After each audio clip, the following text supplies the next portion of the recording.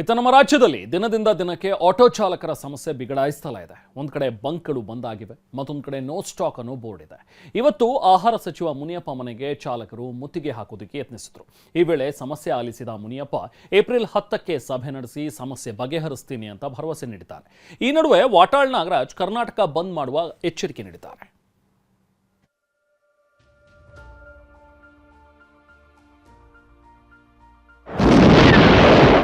ರಾಜ್ಯದಲ್ಲಿ auto gas emergency, Karnataka bandh ಎಚ್ಚರಿಕೆ. ಬೀದಿ ಬೀದಿಯಲ್ಲೂ ಕ್ಯೂ, ತಪ್ಪದ ಗ್ಯಾಸ್ ಗೋಳಾಟ. ಏಪ್ರಿಲ್ 10ಕ್ಕೆ ಸಭೆ. ದಿನ ಕಳೆದಂತೆ ಬರ ಹೆಚ್ಚಾಗ್ತಿದೆ.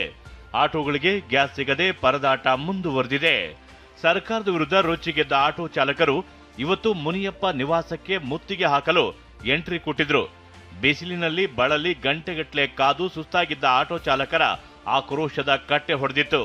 ಇವತ್ತು ಬೆಳಗ್ಗೆಯೇ ಬೆಂಗಳೂರಿನ ಸಂಜಯ್ ನಗರದಲ್ಲಿರುವ ಮುನಿಯಪ್ಪ ನಿವಾಸಕ್ಕೆ ಆಟೋ ಸಮೇತ ಚಾಲಕರು ಬಂದಿದ್ರು. ₹100 ಗ್ಯಾಸ್ ಹಾಕ್ಬಿಟ್ಟು ಅಟ್ಲೀಸ್ಟ್ ಅಂದ್ರೆ ₹1,000 ಸಂಪಾದನೆ ಮಾಡಲಾಗಿದೆ.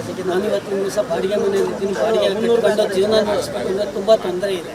ಈ ತರ ಇರಬೇಕಂದ್ರೆ ಅದಕ್ಕೆ ಇದರಲ್ಲೂ ನನ್ನ ಮೇಲೆ ಒಂದು ರೌಂಡ್ ಮಾತಾಡ್ತೀನಿ ಅಧಿಕಾರಿಗಳು ಇದೆಲ್ಲ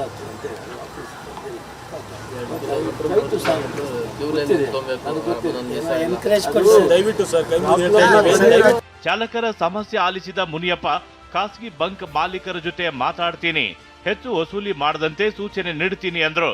ಅಲ್ಲದೆ ಏಪ್ರಿಲ್ 10ರಂದು ಸಭೆ ನಡೆಸಿ ಸಮಸ್ಯೆಗೆ ಪರಿಹಾರ ಹುಡುಕುವುದಾಗಿ ಭರವಸೆ ನೀಡಿದ್ರು. ಸರ್ಕಾರ ಕೊಡೋ 3,000 ಸಿಲಿಂಡರ್ ಉಪಯೋಗಿಸಿದ್ರು ಕೊಡ್ತಾ ಇದ್ದಾರೆ. ಆದರೂ ಕೂಡ 100% 3,000 ಸಿಲಿಂಡರ್ ಅವರು ಉಪಯೋಗಿಸ್ತಾ ಇದ್ದಾರೆ.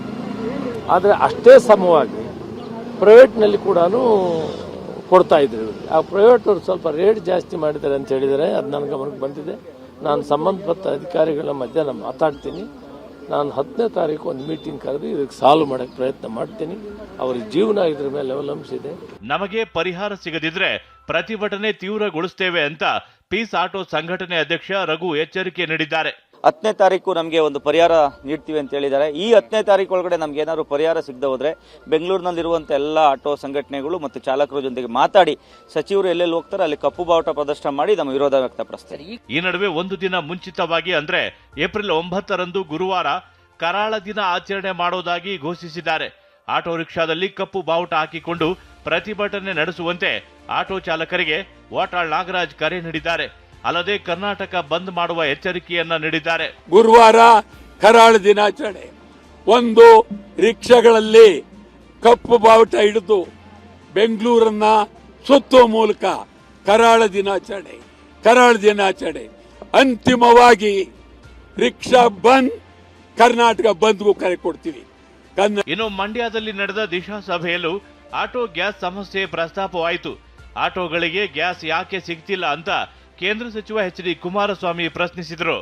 ಸಭೆಯಲ್ಲಿ ಉತ್ತರಿಸಿದ ಜಿಲ್ಲಾಧಿಕಾರಿ ಕುಮಾರ್, ದರ ಏರಿಕೆಯಾಗಿರುವುದರಿಂದ ಖಾಸಗಿ ಬಂಕ್ ಮಾಲೀಕರು ಗ್ಯಾಸ್ ಖರೀದಿಸಲಾಗದೆ ಬಂಕ್ ಕ್ಲೋಸ್ ಮಾಡಿದ್ದಾರೆ, ಹೀಗಾಗಿ ಸಮಸ್ಯೆ ಆಗಿದೆ ಅಂದ್ರು. ಈಗ ₹120 ಆಗಿರೋದ್ರಿಂದ ಅವ್ರು ಕೊಡ್ತೀನಿ ಇದ್ರು ಯಾರು ತಗೋತಾ ಇದ್ದಾರೆ, ಗ್ಯಾಸ್ ಏಜೆನ್ಸಿಯವರು ತಗೊಳ್ಳಲ್ಲ. ಆ ರೈಟ್ ಹೈಕ್ ಆಗಿರೋದ್ರಿಂದ ಒಂದ್ ವೇಳೆ ಈಗ ಅದು ಕ್ಲೋಸ್ ಮಾಡ್ಕೊಂಡಿದ್ದಾರೆ ಸರ್. ಸಮಸ್ಯೆ ಬಗೆಹರಿಸಲು ಒಂದು ಕಡೆ ಸಭೆಗಳು ನಡೆಯುತ್ತಿದ್ರೆ ಬೀದಿಯಲ್ಲಿ ಸಾರಥಿಗಳ ಕ್ಯೂ ಮುಂದುವರೆದಿತ್ತು. ಬೆಂಗಳೂರಿನ ಗಿರಿನಗರ, ಸಜ್ಜನ್ ರಾವ್ ಸರ್ಕಲ್, ಹೆಬ್ಬಾಳ, ಸಾರಕ್ಕಿ ಸೇರಿದಂತೆ ಹಲವೆಡೆ ಗ್ಯಾಸ್ಗಾಗಿ ಆಟೋ ಚಾಲಕರು ಕ್ಯೂ ನಿಂತಿದ್ರು.